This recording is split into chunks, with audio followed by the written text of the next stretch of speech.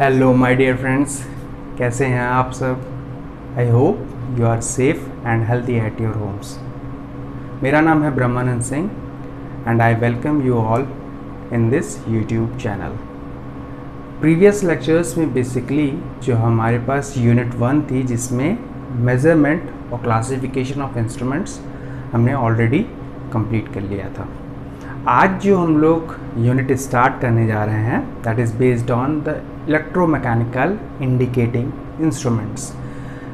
जैसा कि हमने क्लासिफिकेशन जब देखा था तो वहाँ पे हमने डिस्कस जब किया था, तो depending upon the output which is available to the analogue instruments, हम उसके बेसिस पे क्लासीफाई कर रहे थे इंस्ट्रूमेंट्स को 3 टाइप्स में। सबसे पहला था इंडिकेटिंग टाइप। हमने जो क्लासिफिकेशन किया था उसमें एनालॉग इंस्ट्रूमेंट्स की जब आउटपुट की बात कर रहे थे तो हम लोग इसको क्लासीफाई कर रहे थे 3 टाइप्स में, या मैं बेसिक बोलूँ डिफ्लेक्टिंग टाइप इंस्ट्रूमेंट्स जो हम लोग बात कर रहे थे। डिफ्लेक्टिंग टाइप इंस्ट्रूमेंट्स में जो आउटपुट का डिस्कशन हम लोग करते थे तो उसमें हमारे पास 3 टाइप के थे, बेसिकली इंडिकेटिंग, इंटीग्रेटिंग और जो लास्ट था दैट इज रिकॉर्डिंग। तो इंडिकेटिंग जो इंस्ट्रूमेंट्स थे उसमें बेसिकली जो हमारे पास स्लाइडर था या पॉइंटर था that moves from its 0 position and indicates the value of input applied. जैसा कि हमने वोल्ट मीटर देखा या फिर एमीटर की बात की हमने। वहीं पे इंटीग्रेटिंग टाइप में बेसिकली हम लोग जब बात कर रहे थे तो एनर्जी मीटर जो हमारे पास था that is the integrating type of instruments. और रिकॉर्डिंग टाइप ऑफ इंस्ट्रूमेंट्स में रिकॉर्डर वोल्ट मीटर रिकॉर्डर या फिर एमीटर रिकॉर्डर या फिर सिस्मोग्राफ की हमने बात की थी।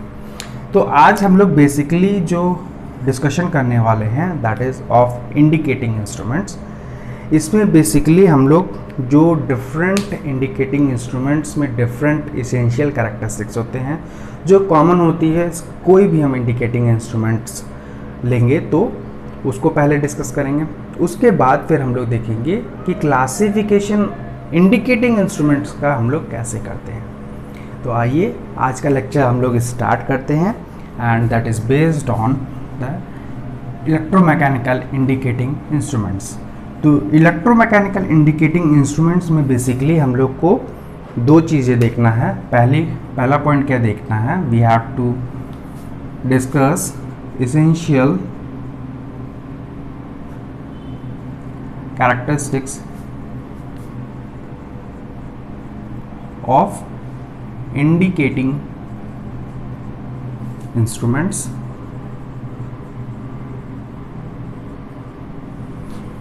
वहीं पे इसके बाद हम लोग को देखना है basically classification of indicating instruments. और जो लास्ट हम लोग इस चैप्टर में डिस्कस करेंगे, हम लोग को 2 इंडिकेटिंग इंस्ट्रूमेंट्स यहाँ पे डिस्कस करने हैं। पहला है वोल्ट मीटर और दूसरा है एमीटर।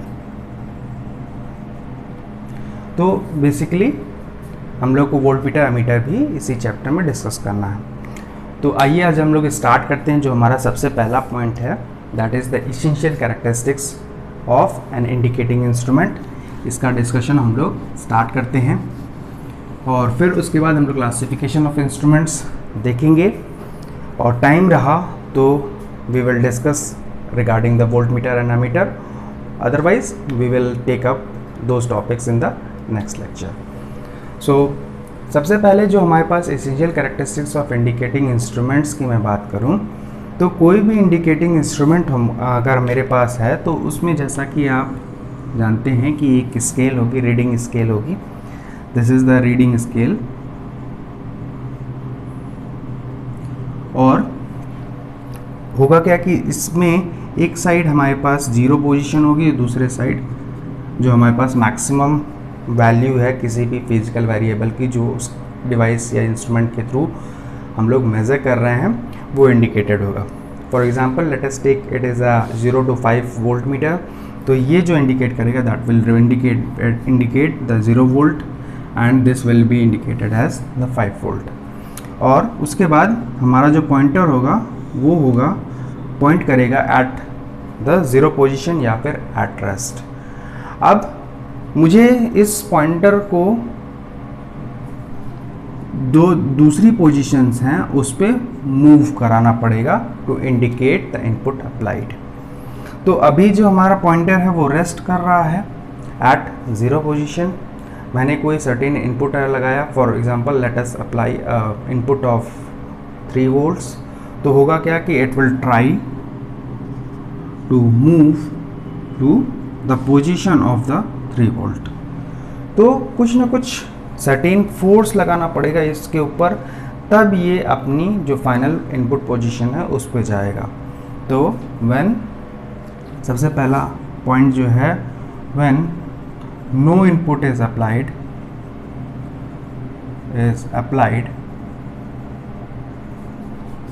देन पॉइंटर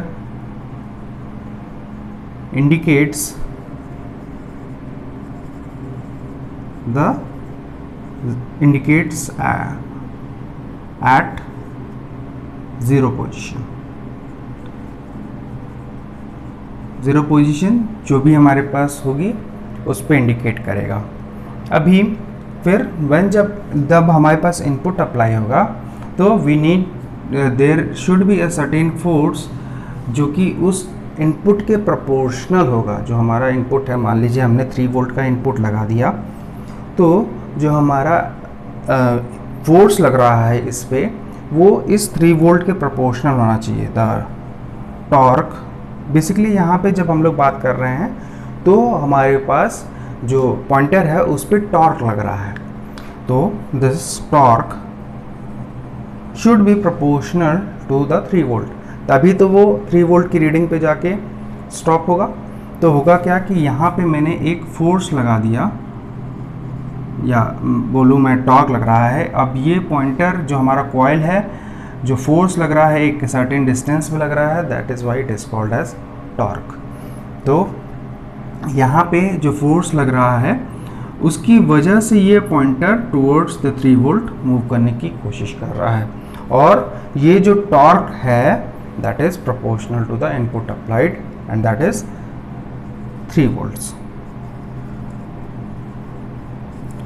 तो इस टॉर्क की वजह से मेरा जो पॉइंटर है वो टुवर्ड्स द मेजर्ड वैल्यू वो मूव करने की कोशिश करेगा, टुवर्ड्स द मेजर्ड वैल्यू या इनपुट अप्लाइड मूव करने की कोशिश करेगा। So this torque deflects the pointer to the measured value, therefore it is called as the deflecting torque. तो हमारे पास जो सबसे पहला टॉर्क आया torque 1 and that is called as deflecting torque। और अभी हमने देखा it should be proportional to the input applied and that should be proportional to the input applied। जो हमारे पास इनपुट मैंने लगाया है उसी की वजह से हमारा डिफ्लेक्टिंग टॉर्क प्रोड्यूस हो रहा है इन दिस पॉइंटर, और उसकी वजह से जो वैल्यू इनपुट की लगाई गई है उसकी तरफ मूव करने की कोशिश कर रहा है। अभी हम लोग एक एग्जांपल देखते हैं। अगर जैसे आप एक ऑब्जेक्ट लें और उसके ऊपर एक फोर्स लगा दें, तो ये क्या होगा कि ये जो ऑब्जेक्ट है वो इस डायरेक्शन में मूव करना शुरू कर देगा, और वो मूव करता ही जाएगा जब तक इसके अपोजिट, अगर मुझे इस ऑब्जेक्ट को यहाँ पे रोकना है to stop this object at this point, मुझे क्या करना पड़ेगा, इक्वल एंड अपोजिट फोर्स लगाना पड़ेगा। जैसा कि अगर आप कोई गाड़ी चलाते होंगे तो आप जब एक्सेलरेट कर रहे हैं तो होगा क्या कि अगर किसी सर्टेन पॉइंट पे आपको गाड़ी को रोकना है then you have to apply same amount of force जो कि आपने लगाया था in opposite direction. Basically opposite direction is the important word. तो जो equal and opposite force मुझे opposite direction में लगाना पड़ेगा, तो जिसकी वजह से मेरे पास जो ऑब्जेक्ट है वो रुक जाएगा। तो अभी हमने जो बात की, जो सबसे पहला टॉर्क था, that is the deflecting torque, वो क्या कर रहा है, पॉइंटर को मूव कर रहा है to the measured position of the input applied. अब जब ये यहाँ पे पहुँचेगा तो there should be a force, यहाँ पे भी फोर्स, अभी तो डिफ्लेक्टिंग टॉर्क लग ही रहा है, there should be a force equal and opposite to that one, जो कि उसको इस पोजीशन में होल्ड करेगा या फिर रोकेगा। So this is the deflecting torque which is represented by dt। और जब यहाँ पे पहुँच रहा है जिस पोजीशन पे, तो उसके opposite, equal and opposite, deflecting torque के इक्वल एंड अपोजिट एक टॉर्क लग रहा है, जिसकी वजह से मेरा जो पॉइंटर है वो 3 वोल्ट इनपुट अप्लाइड पे रुक जा रहा है। तो this is the deflecting torque. और दूसरे साइड लग रहा है CT, जिसको हम लोग बोल रहे हैं कंट्रोलिंग टॉर्क। तो अब देखते हैं हम लोग, जो हमारे पास सेकंड टॉर्क आ गया किसी भी इंडिकेटिंग इंस्ट्रूमेंट में, that is going to be torque 2, that is called as controlling torque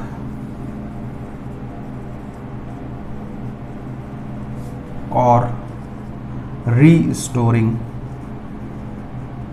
torque. इसी टॉर्क को हम लोग रीस्टोरिंग टॉर्क भी बोलते हैं। क्यों रीस्टोरिंग टॉर्क बोलते हैं? कंट्रोलिंग टॉर्क तो हमको समझ में आ गया, क्योंकि ये जो है, जो हमारी पास वैल्यू है इनपुट अप्लाइड की, उस पर इसको होल्ड, पॉइंटर को होल्ड कराने के लिए वो यूज़ हो रहा है opposite to that of deflecting torque. तो कंट्रोलिंग टॉर्क जब तक हमारे पास डिफ्लेक्टिंग टॉर्क के इक्वल नहीं होगा, तब तक मेरा पॉइंटर नहीं स्टॉप होगा किसी भी पोजीशन में। That's why it is called as controlling torque. जो हमारे पास सेकंड टर्म है, दैट इज़ रीस्टोरिंग टॉर्क। तो हम इसको रीस्टोरिंग टॉर्क क्यों बोल रहे हैं? क्योंकि जैसे ही मान लीजिए मैंने इनपुट आप हटा दिया, तो होगा क्या कि मेरे पास जो डिफ्लेक्टिंग टॉर्क है उसका एग्जिस्टेंस ख़त्म हो गया। तो हमारे पास होगा क्या कि यही कंट्रोलिंग टॉर्क होगा जो कि इस पॉइंटर को बैक टू द 0 पोजीशन ले आएगा, रीस्टोर करेगा कंडीशन, ताकि जो हम नेक्स्ट मेजरमेंट है वो कर पाएँ।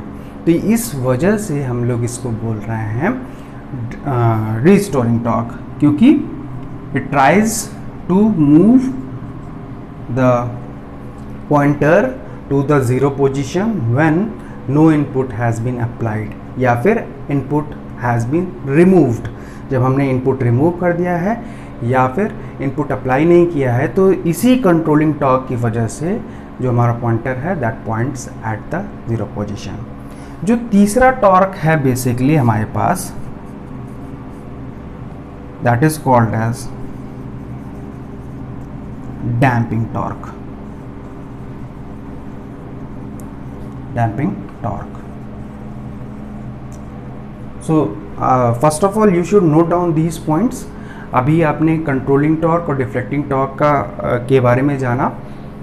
हम लोग जो डैम्पिंग टॉर्क की बात करने वाले हैं, अभी आप पहले इसको नोट कर लीजिए, then we will talk of the damping torque. तो अभी हमने जो डैम्पिंग टॉर्क की बात की थी उसकी बात करते हैं हम लोग।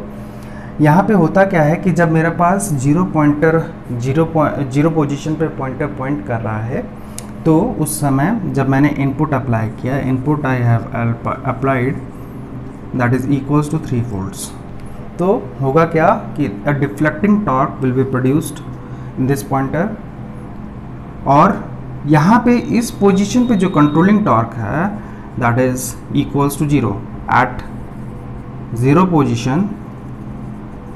जो हमारे पास कंट्रोलिंग टॉर्क है दैट इज इक्वल्स टू 0।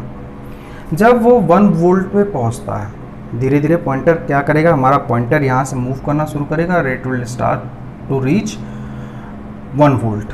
तो होगा क्या कि मेरे पास डिफ्लेक्टिंग टॉर्क आ चुका है, ऑलरेडी प्रेजेंट है। अब 1 वोल्ट पे होगा क्या कि एक small amount of controlling torque produce होगा और जो कि डिक्रीज करेगा the force applied by the deflecting torque. जो भी फोर्स अप्लाई हो रहा है बाय द डिफ्लेक्टिंग टॉर्क उसके अपोजिट मेरे पास एक कंट्रोलिंग टॉर्क आएगा। तो अब देखते हैं हम लोग, जैसा कि एक मान लीजिए एक फोर्स इधर की डायरेक्शन में लग रहा है और एक स्मॉल अमाउंट ऑफ फोर्स इधर की डायरेक्शन में लग रहा है। So this is the resultant force.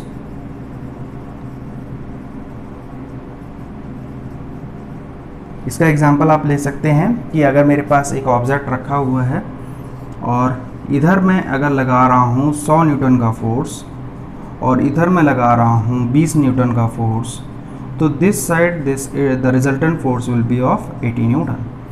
तो similar condition occurs when the pointer reaches at the 1 volt condition. तो अभी लेकिन फिर भी हमारे पास एक डिफ्लेक्टिंग टॉर्क की एक रिजल्टेंट वैल्यू रहती है, जैसा कि हम यहाँ देख सकते हैं। So it will try to move towards the next position. तो धीरे धीरे करके फिर ये आता है 2 वोल्ट पे और अगेन मेरे पास सेम डिफ्लेक्टिंग टॉर्क है but the controlling torque increases. अभी क्या हो चुका है, जब मेरे पास ये पहुंचा 2 वोल्ट पे तो मेरे पास जो हो चुका है let us assume it is 60 Newton. तो कंट्रोलिंग टॉर्क जो हो चुका है that is 60 Newton, deflecting torque 100 Newton है। तो होगा क्या कि एक रिजल्टेंट बचेगा 40 न्यूटन्स का, जिसकी वजह से again the pointer will try to move towards the input applied, जो कि हमारे पास 3 वोल्ट है। और जैसे ही ये 3 वोल्ट पे पहुंचेगा तो होगा क्या कि ये धीरे धीरे इंक्रीज कर रहा है कंट्रोलिंग टॉर्क, और जब 3 वोल्ट पे पहुंचने वाला रहेगा तो होगा क्या कि it is for example it is 95 Newton. तो जब पहुंचने वाला रहेगा ये थोड़ा सा पहले है तो इट इज़ 95 न्यूटन, और होगा क्या कि अभी आप देख सकते हैं यहाँ पे जो रिजल्टेंट आ चुका है दैट इज़ 5 न्यूटन।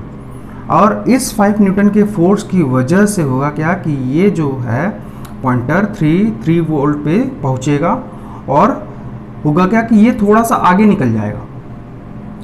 लेकिन जैसे ही आगे निकलेगा ये पॉइंटर जो है 3 वोल्ट को जैसे ही क्रॉस करेगा तो होगा क्या कि इसका जो कंट्रोलिंग टॉर्क था वो इंक्रीज कर जाएगा। जैसे ही यहाँ पॉइंटर आ गया, मान लीजिए मेरा थोड़ा सा आगे मैं पहुँच गया, तो होगा क्या कि इस कंडीशन में मेरा जो कंट्रोलिंग टॉर्क था वो इंक्रीज कर गया। और डिफ्लेक्टिंग टॉर्क तो मेरा उतना ही था क्योंकि deflecting torque is proportional to the input applied, और इनपुट जो हमने अप्लाइड किया था वो 3 वोल्ट ही किया था। तो जैसे ही आगे जाएगा तो कंट्रोलिंग टॉर्क अब मेरा इंक्रीज कर गया, तो ये क्या करेगा, it will try to move back, और जो हमारा पॉइंटर है अगेन बैक टू 3 वोल्ट की पोजीशन में आने की कोशिश करेगा।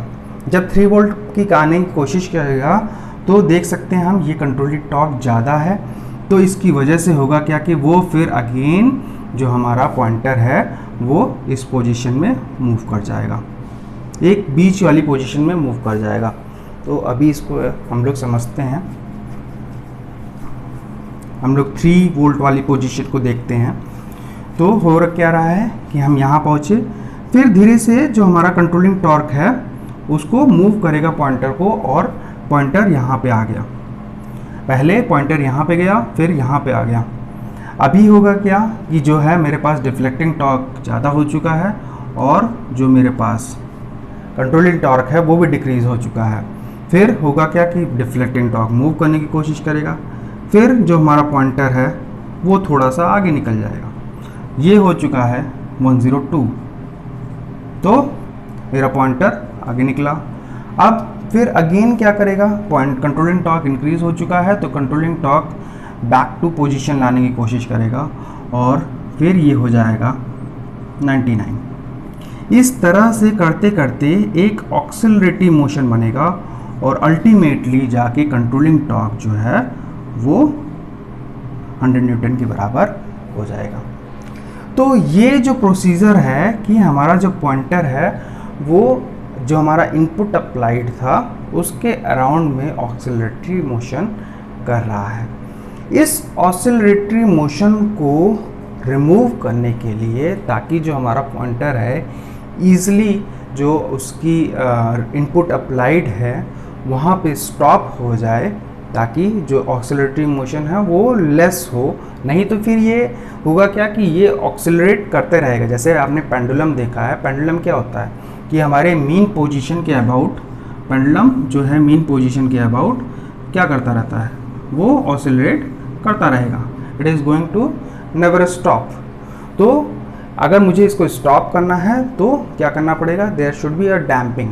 तो क्या अगर वैक्यूम में मैंने रखा है पेंडुलम तो it is never going to stop. लेकिन अगर मैंने एयर में रखा है तो होगा क्या कि एयर की वजह से उसके ऊपर फ्रिक्शन लगेगा, और फ्रिक्शन की वजह से जो हमारा पेंडुलम है वो रुक जाएगा।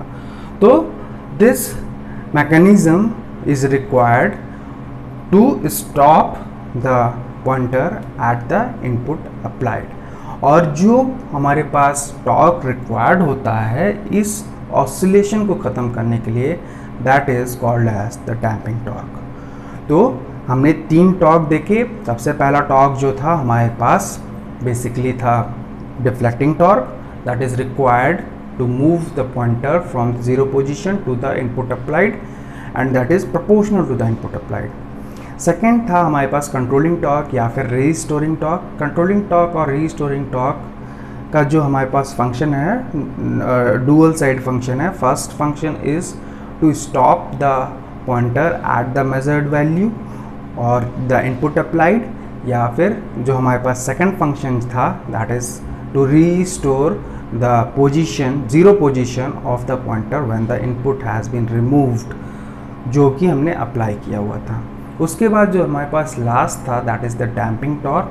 तो डैम्पिंग टॉर्क का फंक्शन क्या है, जो हमारे पास एट द इनपुट अप्लाइड या मेजर्ड वैल्यू पे जो ऑसिलेटरी मोशन आ रहा है in the pointer, its function is to remove that oscillatory motion in that pointer so that the pointer can point at the given measured value.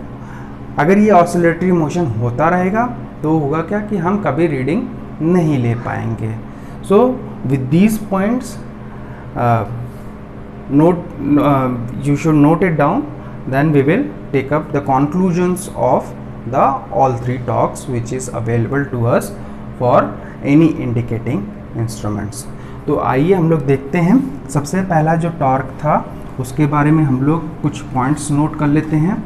जो हमारे पास पहला torque है that is the deflecting torque, उसकी हम लोग बात कर लेते हैं। तो सबसे पहला टॉर्क है that is the deflecting torque. So deflecting torque की हम लोग बात करते हैं तो पहला पॉइंट है it deflects the pointer from the zero position,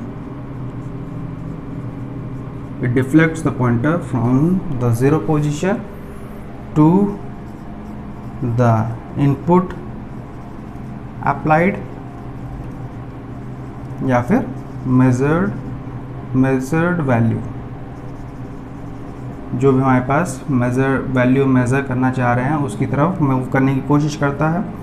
secondly the deflecting torque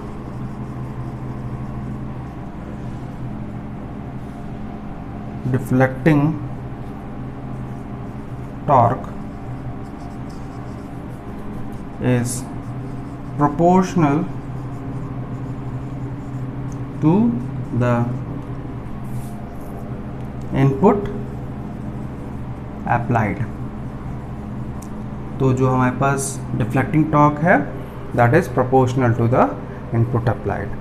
So you can pause the video and note down these points।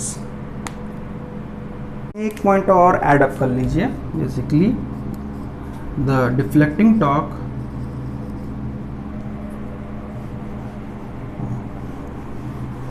तीसरा पॉइंट जो है हमारे पास वो नोट कर लीजिए आप लोग।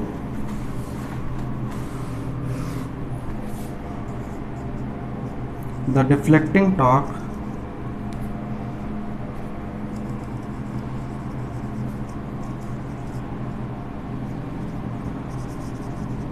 is produced by the parameter under measurement। जो भी पैरामीटर है अंडर मेजरमेंट, उसी की वजह से ये जो टॉर्क है वो प्रोड्यूस हो रहा है। जैसा कि अभी हमने देखा कि जो हमारे पास इनपुट अप्लाई किया गया था 3 वोल्ट, उसी की वजह से हमारे पास डिफ्लेक्टिंग टॉर्क आ रहा था। नेक्स्ट जो हम लोग को बात करनी है वो बात करनी है बेसिकली जो हमारे पास कंट्रोलिंग टॉर्क या फिर रीस्टोरिंग टॉर्क था। जो सेकंड हम लोग को बात करनी है दैट इज कंट्रोलिंग और रीस्टोरिंग टॉर्क। तो सबसे पहला इट इज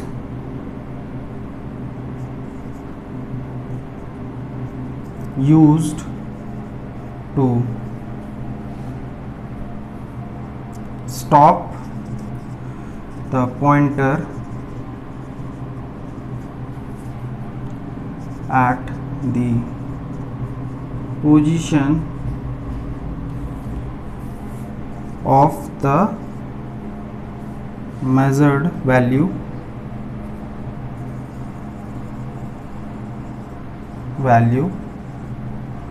दूसरा जो हमारे पास मेजर्ड वैल्यू है उस पर जो पॉइंटर को स्टॉप करने के लिए यूज़ हो रहा है। दूसरा पॉइंट क्या है कि it रीस्टोर्स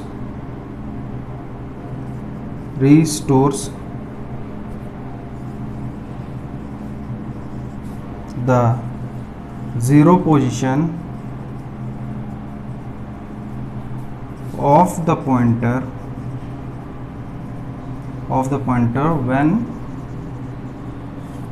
when the deflecting torque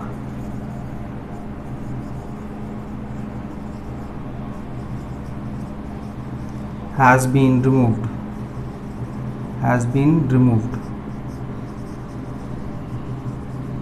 जब हमारे पास डिफ्लेक्टिंग टॉर्क हमने रिमूव कर दिया है तो जो हमारे पास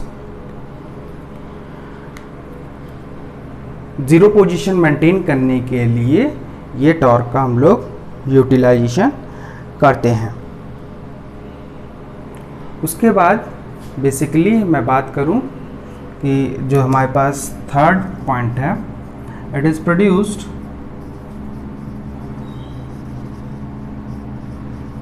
बाय, हम लोग 2 मेथड यूज़ करते हैं इसको प्रोड्यूस करने के लिए। सबसे पहला है ग्रेविटी कंट्रोल मेथड और जो दूसरा है that is spring control method. तो 2 मेथड हैं बेसिकली हमारे पास इसको प्रोड्यूस करने के लिए। सबसे पहला है ग्रेविटी कंट्रोल मेथड और दूसरा है spring control method. Again you can pause the video and note down these points. तो नेक्स्ट जो हम लोग को डिस्कस करना है that is the damping torque. तो damping torque first of all it is required to remove the oscillatory motion. जो oscillatory motion हो रहा है पॉइंटर में at the steady state position या फिर जिसको हम लोग बोल रहे हैं पोजीशन ऑफ मेजर्ड वैल्यू, जो हमारे पास इनपुट अप्लाई हुआ है उसके अकॉर्डिंग जो हमारे पास स्टेडी स्टेट पोजीशन है या फिर जहाँ पे हमारा पॉइंटर रुकना चाहिए position of the measured value, उस पर जो ऑसिलेटरी मोशन हो रहा है उसको रिमूव करने के लिए यूज़ करते हैं। और सेकेंडली जो हमारे पास मेथड है उसको प्रोड्यूस करने का, पहला है द एयर फ्रिक्शन मेथड, जिससे कि हमने बात की थी पेंडुलम की। तो पेंडुलम बेसिकली जब एयर में मूव करता है, ऑसिलेट करता है, then it stops after certain time, तो उसको हम लोग बोल रहे हैं एयर फ्रिक्शन मेथड। सेकंड है ईडी करंट डैम्पिंग। बेसिकली होता क्या है कि एडी करंट्स जो होती हैं किसी भी मेटल में हमारे पास प्रोड्यूस होती हैं, और जब ईडी करंट प्रोड्यूस होती हैं तो हम जानते हैं कि H is equals to I square R into T. उस कंडक्टर का कुछ न कुछ रेजिस्टेंस होगा, ईडी करंट्स प्रोड्यूस हो रही हैं, कुछ सर्टेन टाइम में कुछ हीट डेसिपेट होगी, और जब हीट डेसिपेट होगी तो जो ऑसिलेटरी मोशन की वजह से जो ईडी करंट प्रोड्यूस हो रही है उसकी वजह से हीट प्रोड्यूस हो रही है, और हीट प्रोड्यूस होके वो एटमॉस्फेयर में डेसिपेट हो जाएगी, जिसकी वजह से जो हमारा ऑसिलेटरी मोशन है वो रुक जाएगा। लास्ट जो है that is the fluid friction damping.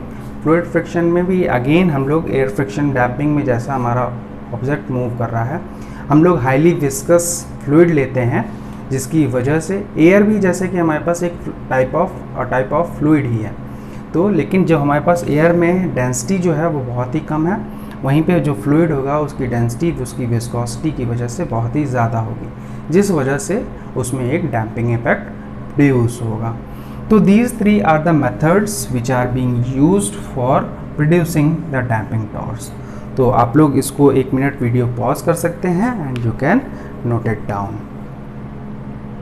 अभी हमने जो बात की ये बेसिकली 3 जो टॉर्क्स थे उनके जो प्रोडक्शन मेथड्स थे वो हमने डिस्कस कर लिए हैं।